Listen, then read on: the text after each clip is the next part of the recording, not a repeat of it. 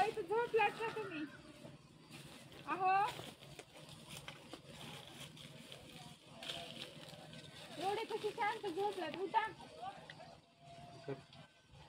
कशी शांत झोपलात तुम्ही? एवढी कशी शांत झोप लागली तुम्हाला? इकडे लोक बघा किती पैशाच्या मागं पळायले तर ऊन ताण म्हणीनाचं, किती कष्ट करायले तर उन्हातानाचं दुसण्याचं असू द्या.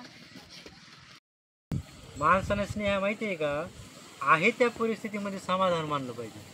आजकालचं जनरेशन असं आहे की पैशाच्या पुढे एवढी धावपळ करतात की स्वतःसाठी वेळच नाही त्यांच्यासाठी.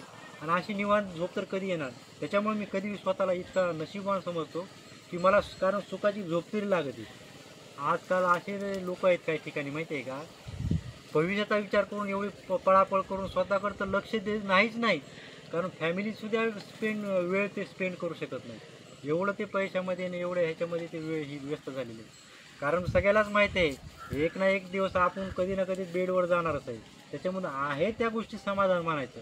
हां, जे नशिबात आहे प्रामाणिकपणे तुम्ही मेहनत करा. जे नशिबात आहे ते आपलं 100% भेटणार. पण आहे त्या गोष्टीत आपण समाधान मानलं ना, तर खरा जगण्याचा आनंद आपण घेऊ शकणार. आणि ह्या मोहमाया असतात सगळ्या अपेक्षा. तुम्ही अपेक्षा ज्या दिवशी तुम्ही विसरून जाल ना, त्या दिवशी तुमच्या खऱ्या जीवन जगण्याला पैलू लागेल तुमचा. आणि हेच खरं जीवन असतं. अपेक्षा शून्य आहेत. माणसा एक एक क्षणामध्ये हजारो विचार येतात माणसाच्या मनामध्ये.